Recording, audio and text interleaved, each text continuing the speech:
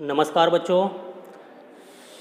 अभी हमने पिछले वीडियो में अनुच्छेद के बारे में सुना था और अनुच्छेद कैसे लिखा जाता है इसका तरीका भी समझा था। कुछ जानते हैं कि अनुच्छेद लेखन भी एक प्रकार की कला है। किसी भी विषय से संबंधित सभी महत्वपूर्ण बातों का संक्षेप में वर्णन करते हुए, संक्षिप्त वर्णन करते हुए लिखने के लिए बड़े बुद्धि कौशल की ज़रूरत होती है। और अनुच्छेद जब हम लिखते हैं, अनुच्छेद लिखते हुए भूमिका बांधने, किस विषय पर अनुच्छेद आया उसकी भूमिका बांधने और निष्कर्ष देने की आवश्यकता विशेष नहीं, अर्थात इसे लिखते समय किसी निश्चित ढांचे में बांधने की अपेक्षा नहीं होती है। दिए गए विषय को, जो भी विषय आया, जो भी टॉपिक आया, दिए गए विषय को ध्यान में रखकर पूरे अनुच्छेद में उसी का विस्तार किया जाता है। हमने निबंध लेखन देखा था, निबंध देखा था, और ये अनुच्छेद है, यानी कि निबंध का एक छोटा रूप भी मान सकते हैं इसको, निबंध का एक छोटा रूप। अनुच्छेद लेखन समझ लीजिए एक प्रकार की संक्षिप्त लेखन शैली है, संक्षिप्त लेखन शैली। अतः हमें ध्यान रखना होगा कि मुख्य विषय पर ही केंद्रित हम रहें। जो टॉपिक आया, जो मेन विषय आया, मेन पॉइंट आया, उसी पर ही हमें केंद्रित रहना है अनुच्छेद लिखते समय। अनावश्यक प्रसंगों से बचना है कि नहीं? बेकार के अनावश्यक प्रसंग हमें अपने अनुच्छेद में नहीं लिखना है। जितने सेंटेंस हमारे अनुच्छेद में आए, जितने पैराग्राफ आए, सभी वाक्यों का परस्पर घनिष्ठ संबंध हो। दूसरी बात ये ध्यान रखना है। और अनुच्छेद का केंद्रीय भाव, जिसको सेंट्रल आइडिया कहते हैं, केंद्रीय भाव प्रारंभ व अंत के वाक्य में अवश्य लिखना चाहिए। इस बात को हमें ध्यान रखना है।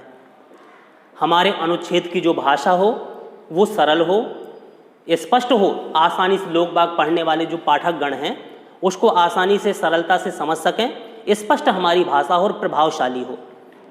वर्तनी, हमारी लिखावट सही हो। जहाँ पर पंक्चुएशन का प्रयोग किया जाना है, विराम चिन्हों का प्रयोग किया जाना है, तो विराम चिन्ह का भी उचित प्रयोग हमें अनुच्छेद लेखन में डालना है। शुद्ध भाषा का प्रयोग करना है।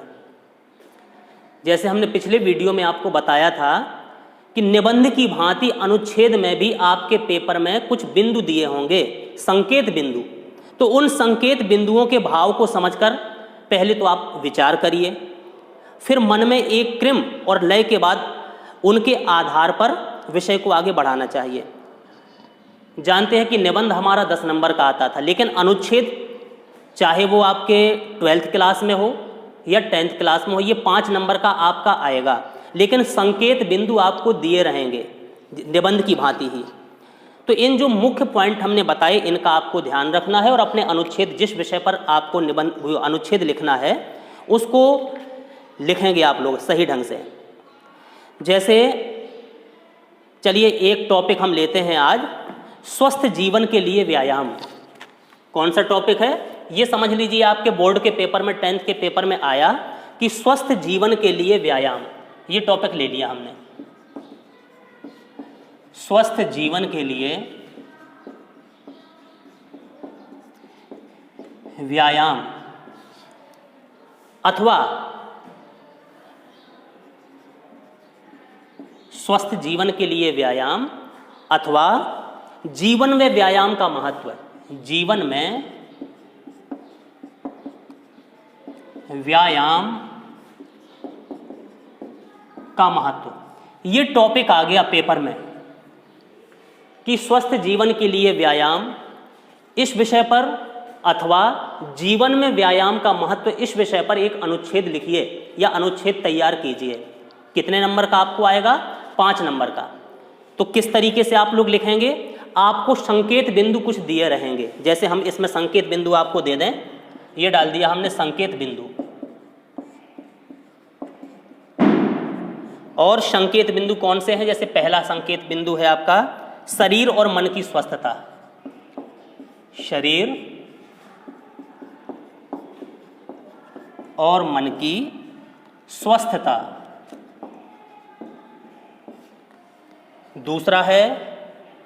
दूसरा संकेत बिंदु है आपका व्यायाम, आसन, प्राणायाम।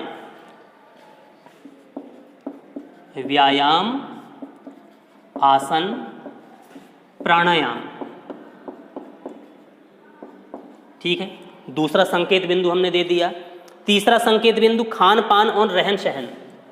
तीसरा संकेत बिंदु हमने दे दिया खान पान और रहन सहन।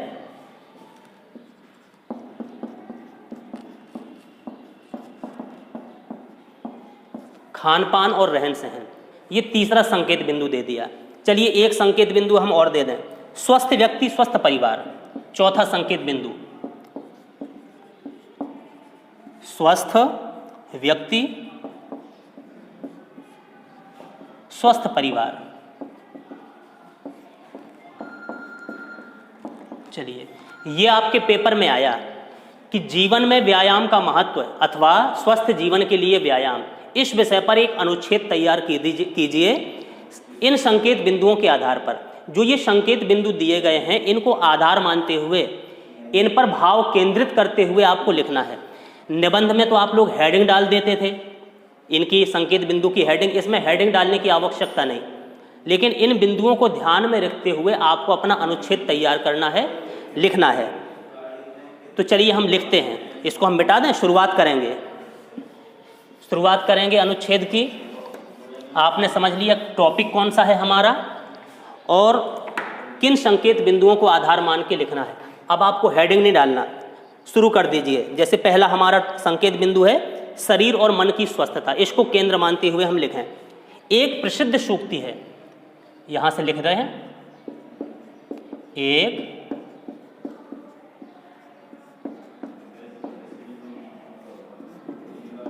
प्रसिद्ध सूक्ति है कि स्वस्थ शरीर में ही स्वस्थ मस्तिष्क का निवास संभव है। स्वस्थ शरीर में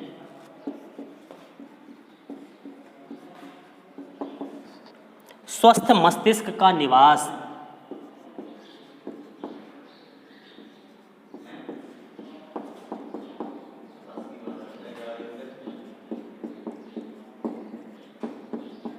स्वस्थ मस्तिष्क में, स्वस्थ शरीर में स्वस्थ मस्तिष्क का निवास संभव है। ठीक है ना, स्वास्थ्य के बारे में लिख रहे हैं कि हमारा शरीर स्वस्थ रहेगा तब दिमाग में नई नई अच्छी अच्छी बातें आएंगी। स्वस्थ मस्तिष्क तभी रहेगा जब हमारा शरीर स्वस्थ हो। ठीक, यदि शरीर स्वस्थ ना हो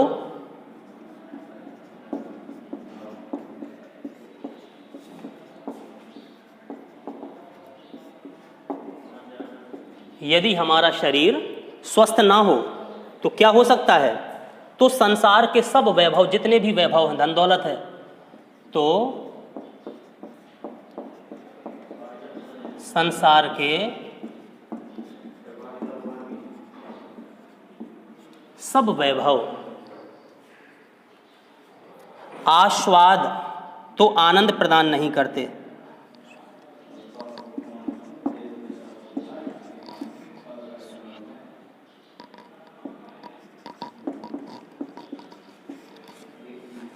आनंद प्रदान नहीं करते, है ना। अगर हमारा शरीर स्वस्थ नहीं है बच्चों, तो संसार के सब वैभव, जितनी स्वादिष्ट चीजें हैं, किसी में मन नहीं लगेगा, किसी में हमें आनंद की प्राप्ति नहीं होगी जब तक हमारा शरीर स्वस्थ ना होगा। शरीर को स्वस्थ बनाने के लिए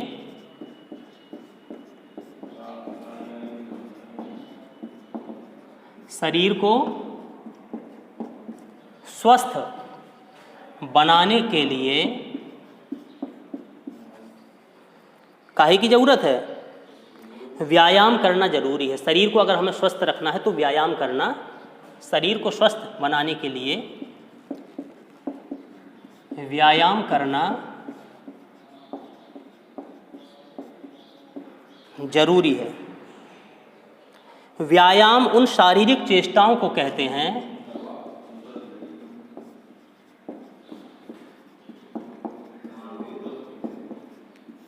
व्यायाम उन शारीरिक चेष्टाओं को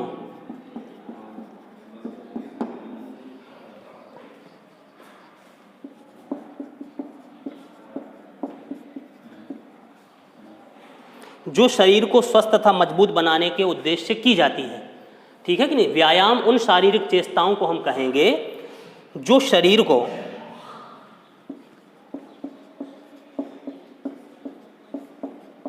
स्वस्थ तथा मजबूत बनाने के उद्देश्य से की जाती है। स्वस्थ तथा शरीर को स्वस्थ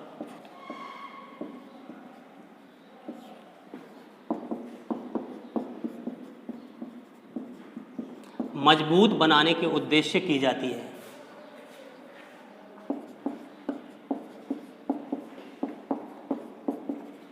ठीक है ना? व्यायाम किसे कहेंगे? उन शारीरिक चेष्टाओं को, उन शारीरिक क्रियाओं को जो हमारे शरीर को स्वस्थ बनाए और मजबूत बनाए, उन सभी शारीरिक क्रियाओं को हम व्यायाम कहेंगे, एक्सरसाइज कहेंगे।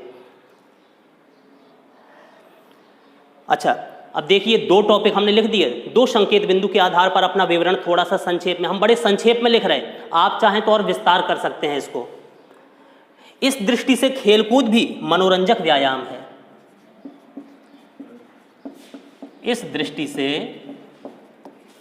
खेलकूद भी, जो खेलकूद हम लोग करते हैं, ये भी कैसा व्यायाम? मनोरंजक व्यायाम है।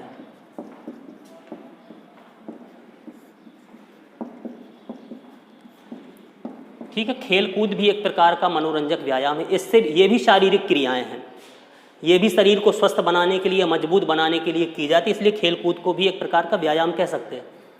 ठीक है ना? तो खेलकूद भी मनोरंजक व्यायाम है।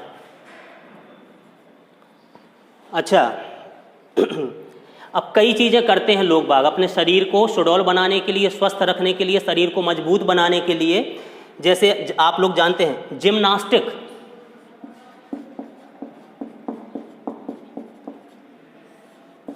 और दौड़ते हैं लोग बाग, सुबह सुबह दौड़ भी कर सकते हैं, कूदना, ये सभी शारीरिक क्रियाएं। ड्रिल, योग,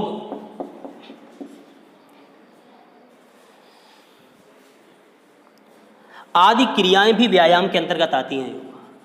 आदि क्रियाएं भी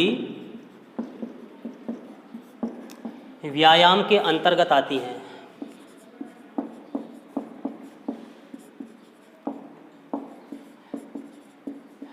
ये सारी क्रियाएं किसके अंतर्गत आ गई? व्यायाम के अंतर्गत। अपने शरीर को स्वस्थ रखने के लिए लोग बाग इन क्रियाओं को करते हैं। अच्छा, अगला संकेत बिंदु जो आपका था, उस पर आ जाइए। अब ये जरूरी नहीं है कि हम इसकी हेडिंग डाल के लिखें, एक पैराग्राफ में जो संकेत बिंदु दिए हैं उनको आधार मान के लिख सकते हैं, या आपको अलग अलग लिखना है तो दो दो चार चार लाइन में अपने संकेत बिंदुओं को आधार मान के लिख सकते हैं। ठीक है ना? ये आपकी छूट है, ये 5 नंबर का है आपका। तो ये हमने क्या लिखा? खेल कूद भी आपका एक प्रकार का मनोरंजक व्यायाम है। जिम्नास्टिक, दौड़, कूद, ड्रिल, योग आदि क्रियाएं भी व्यायाम के अंतर्गत ही आती हैं। अब इसको थोड़ा सा और बढ़ा दीजिए। अच्छा, व्यायाम का लाभ क्या है? तो लिख सकते हो आप लोग कि व्यायाम का सबसे बड़ा लाभ,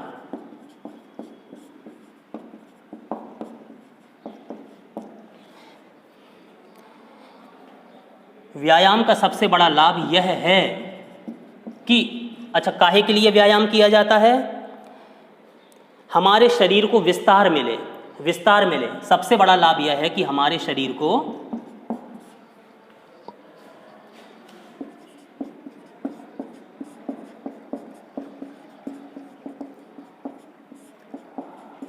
विस्तार मिले, हर चीज में शरीर की वृद्धि हो, शरीर की जो शारीरिक क्रियाएं हैं उन सभी की वृद्धि हो। ठीक है ना? तो हर चीज का विस्तार हमारे योगासन से, प्राणायाम से और व्यायाम से होता है। मांसपेशियां भी आपकी मजबूत होती हैं व्यायाम से, शरीर की मांसपेशियां भी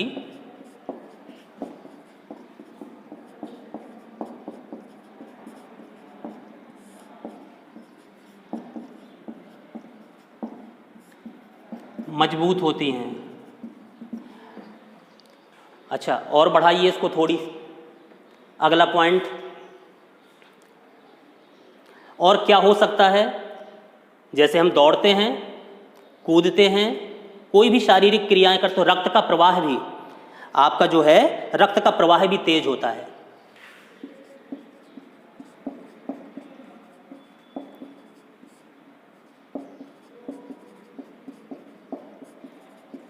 रक्त का प्रवाह तेज होता है, पाचन शक्ति तेज होती है,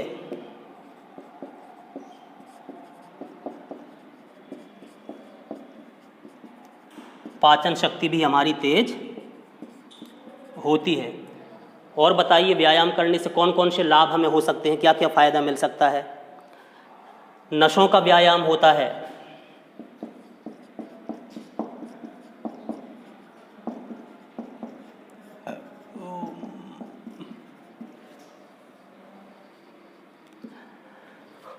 व्यायाम करने से आपके शरीर की हड्डियां मजबूत हो जाती हैं,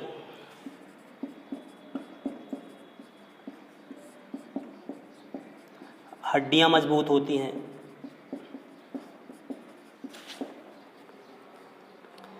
और आपकी जो स्किन है, त्वचा, वो भी साफ होती है।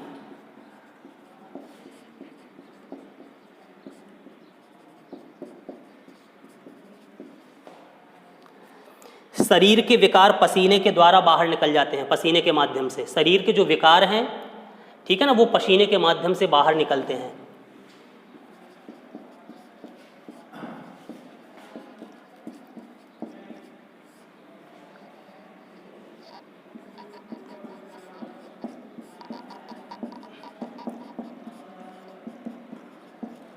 शरीर के विकार पसीने के द्वारा बाहर निकल जाते हैं।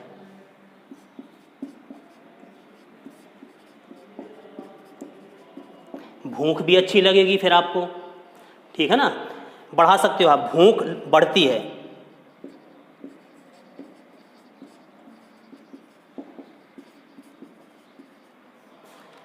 शरीर में चुस्ती फुर्ती आ जाती है, और शरीर में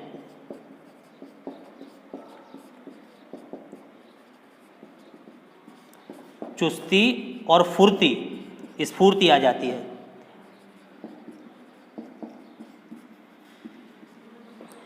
ठीक, चलिए तीसरा संकेत बिंदु और बढ़ाएं इसको हम। ये तो हमने आसन प्राणायाम व्यायाम का महत्व भी हो गया, ठीक है नहीं। अच्छा, आगे हम क्या इसको बढ़ा सकते हैं, स्वस्थ शरीर का अर्थ है क्या। आगे लिख सकते हैं, स्वस्थ शरीर का अर्थ यह है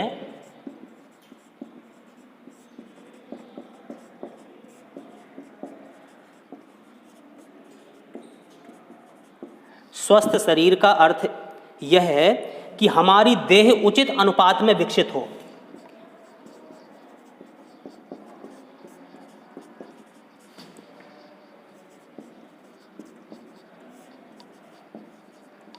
उचित अनुपात में विकसित हो।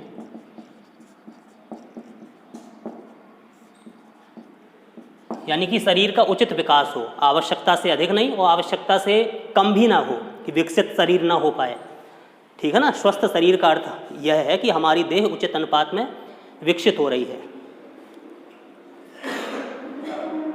व्यायाम करेंगे, कैसे मानेंगे कि स्वस्थ शरीर है आपका, छाती चौड़ी हो आपकी,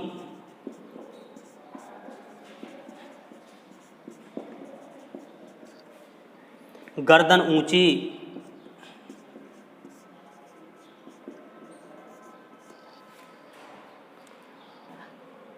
गर्दन ऊंची और तनी हुई।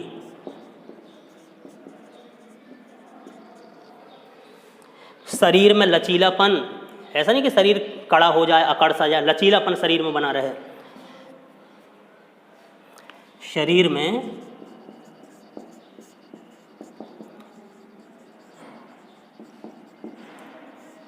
लचीलापन, लचीलापन भी शरीर में होना चाहिए। पुट्ठों तथा डोलों में मजबूती हो, आपके जो पुट्ठे हैं।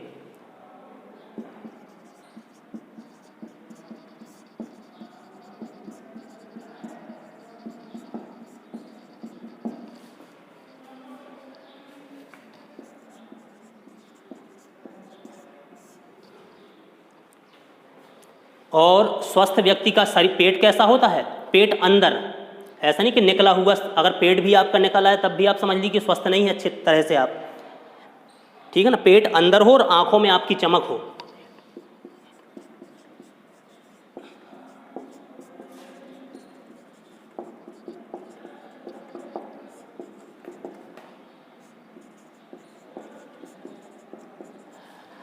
आंखों में चमक हो, चमक भी हमारी आंखों में होना चाहिए। चलिए इसको थोड़ा सा और बढ़ा दें क्योंकि ये 5 नंबर का है। तो जो आपके संकेत बिंदु दिए हैं उन संकेत बिंदुओं को आधार बनाते हुए उन्हीं पर विस्तार करते रहिए, थोड़ा सा उन्हीं पर विस्तार करते रहिए।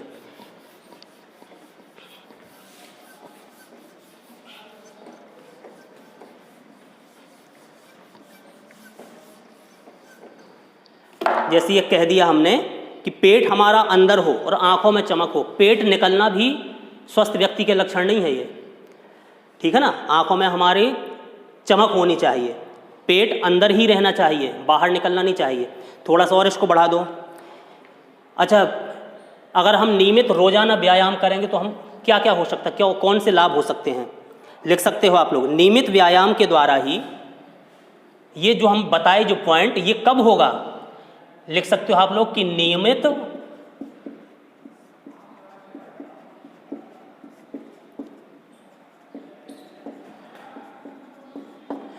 व्यायाम के द्वारा ही ऐसा सुंदर शरीर, ये बताया है कि ये शरीर के स्वास्थ्य के लिए आवश्यक चीज़ें हैं। अगर ऐसा शरीर है तब हम मानेंगे कि हमारा शरीर स्वस्थ है। तो नियमित व्यायाम के द्वारा ही ऐसा सुंदर शरीर बन सकता है।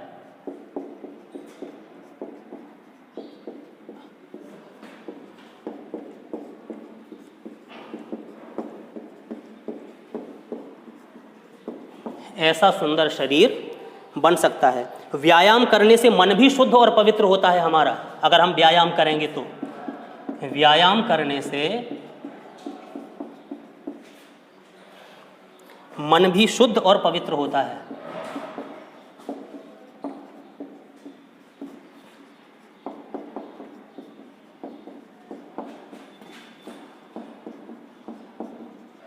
मन भी शुद्ध होता है हमारा और पवित्र होता है।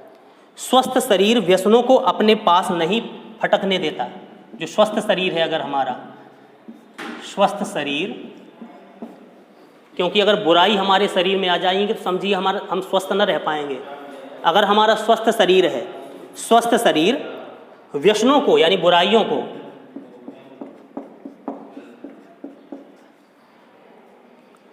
अपने पास नहीं फटकने देता।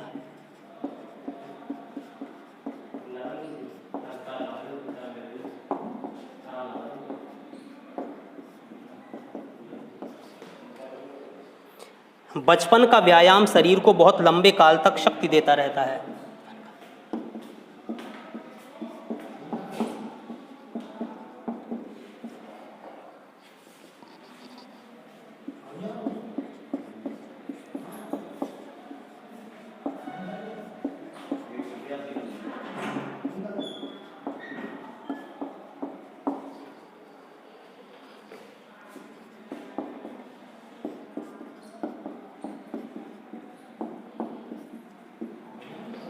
देखिए ये हमने लिख दिया कि बचपन का व्यायाम, अगर बचपन में व्यायाम कर लिया, बचपन से आपका शरीर बन गया तो शरीर बहुत लंबे समय तक शरीर को शक्ति देगा, आपके बचपन का व्यायाम।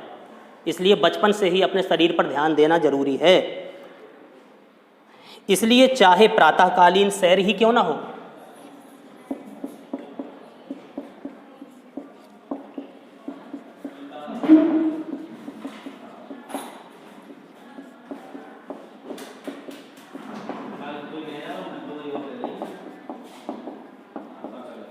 इसलिए चाहे प्रातःकालीन सैर ही क्यों ना हो, किंतु कुछ ना कुछ व्यायाम अवश्य होना चाहिए।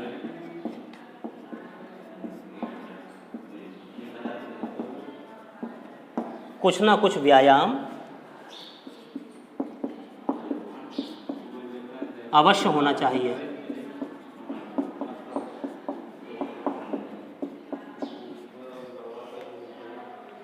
स्वस्थ व्यक्ति ही संसार के सब आनंदों का स्वाद ग्रहण कर सकता है या ले सकता है, अगर हमारा शरीर स्वस्थ है।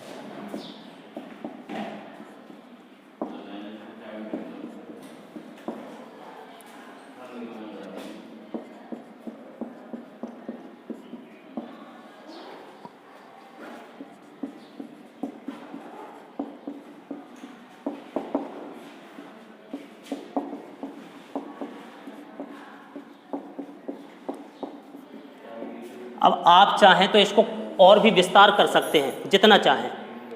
अगर हमारा शरीर स्वस्थ रहेगा तो स्वस्थ व्यक्ति ही संसार के सभी आनंदों का स्वाद ले सकता है, ग्रहण कर सकता है।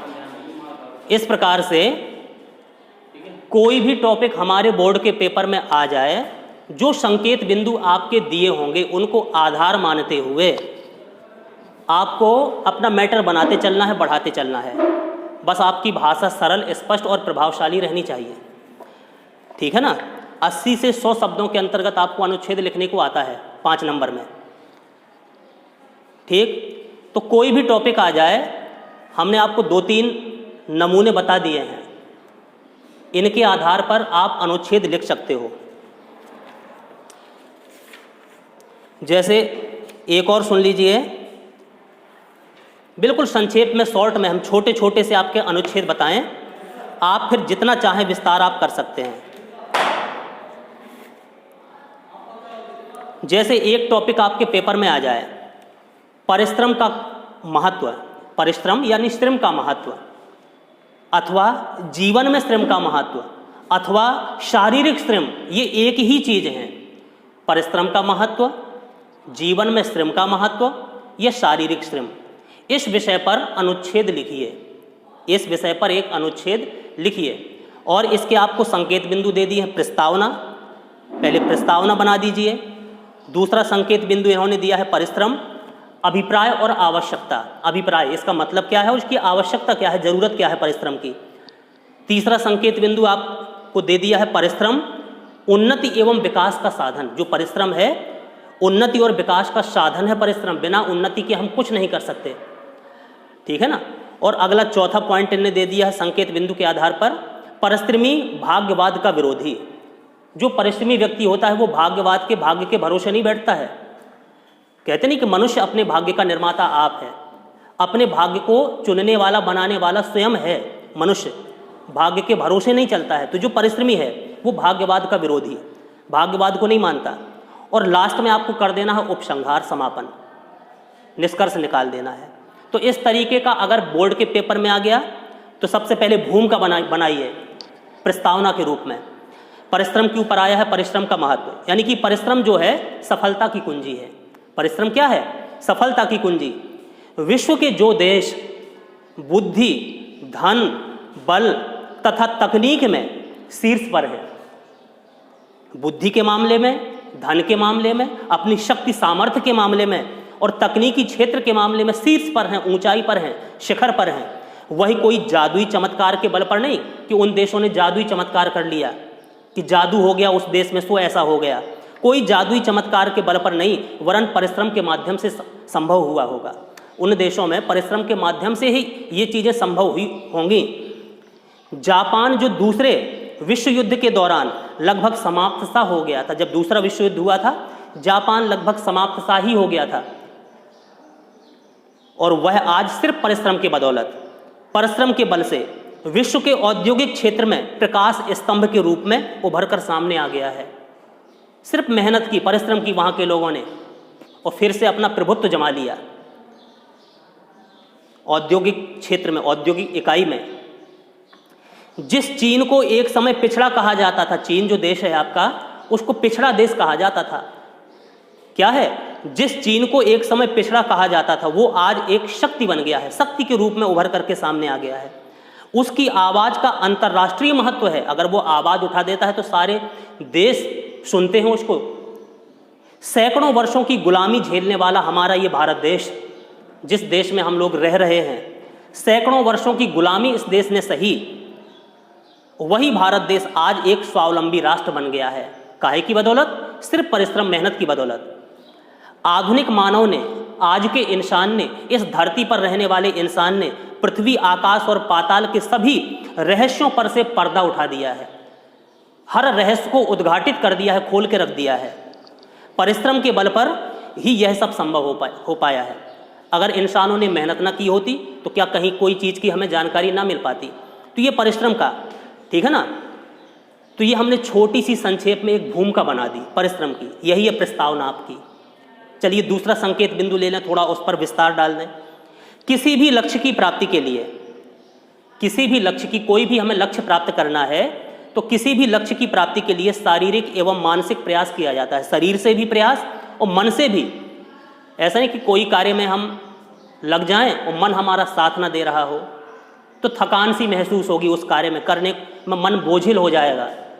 इसलिए किसी ने बहुत अच्छा लिखा हुआ है कि मनुष्य कार्य की अधिकता से नहीं, मनुष्य कार्य की अधिकता से नहीं वरन उसे बोझ समझकर अनियमित रूप से करने पर थकता है।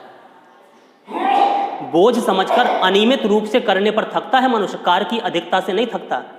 तो यही है, किसी भी लक्ष्य की प्राप्ति के लिए जो शारीरिक एवं मानसिक प्रयास किया जाता है उसे ही हम परिश्रम कहते हैं। ठीक, अब ये हम दूसरा पॉइंट ही ले रहे, संकेत बिंदु, परिश्रम, अभिप्राय और आवश्यकता। परिश्रम ही जीवन को गति देता है, गति प्रदान करता है। परिश्रम का वास्तविक रूप तो संपूर्ण प्रकृति में देखने को मिलता है। संपूर्ण सारी पृथ्वी को आप देखें, सारी प्रकृति को देखें, ठीक है, तो परिश्रम सब जगह दिखाई देगा।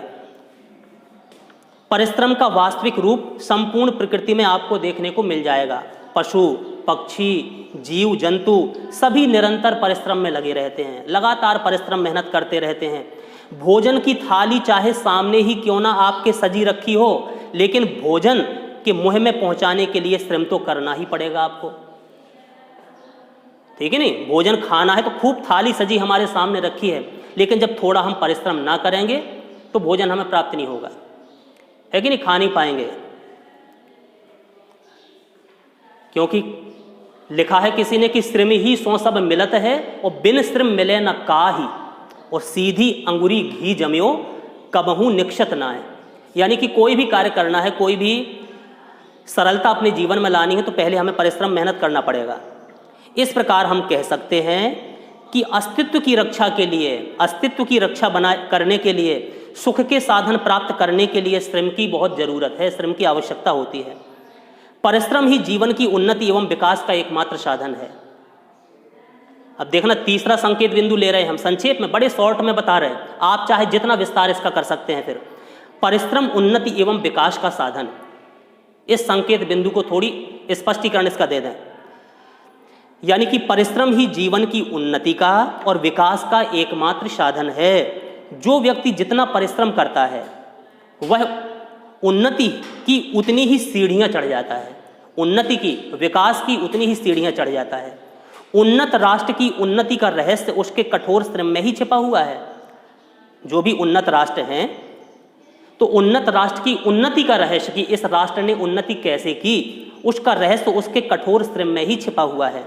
जापान, जर्मनी, अमेरिका, चीन, इंग्लैंड आदि देश परिश्रम की राह पर चलकर ही आज विश्व शक्ति के रूप में माने जाते हैं। चलिए, तीसरे पॉइंट पर हमने थोड़ी सा प्रकाश डाल दिया, अब आप इसको और एक्सप्लेन कर सकते हो। अब परिश्रमी भाग्यवादी का विरोधी, चलिए इस संकेत बिंदु को थोड़ी स्पष्ट कर दें शॉर्ट में। जो परिश्रमी व्यक्ति होते हैं वो केवल कर्म में विश्वास करता है। परिश्रमी व्यक्ति केवल कर्म में विश्वास, कि हमारा कर्तव्य कर्म को करना है, फल की चाह में नहीं कि इसको हम ऐसा करेंगे तो हमें ऐसा फल मिलेगा, फल तो मिलेगा ही, लेकिन कर्म को हमें करना है। परिश्रमी व्यक्ति केवल कर्म में विश्वास करता है, भाग्य में वो विश्वास नहीं करता है कि हमारे भाग्य में ऐसा था सो हमें मिल गया।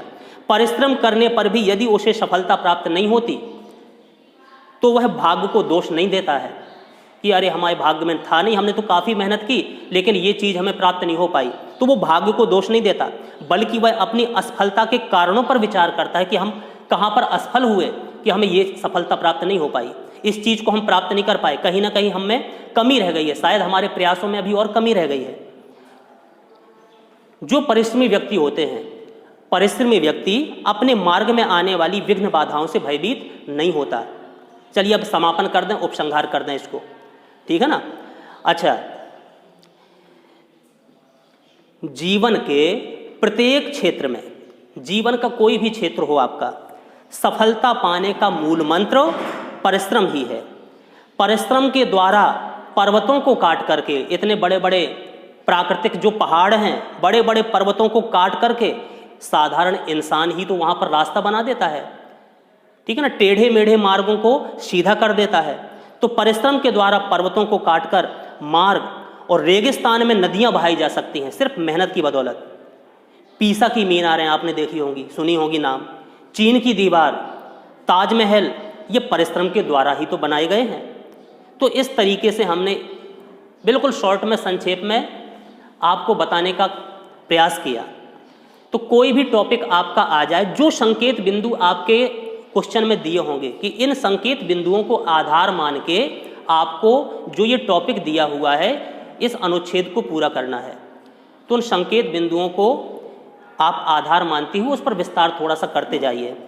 और सभी पॉइंट, सभी टॉपिक जो आपके आए, सभी वाक्य एक दूसरे से घनिष्ठ संबंध के साथ जुड़े रहें, अलग ना हो जाएं, ठीक है ना। तो इस तरीक़ा से आपको ये अनुच्छेद लिखना है जो 5 नंबर का आपका आएगा। तो आशा है आपको ये समझ में आ गया होगा, इसलिए इस वीडियो को अब यहीं पर समाप्त करेंगे। धन्यवाद।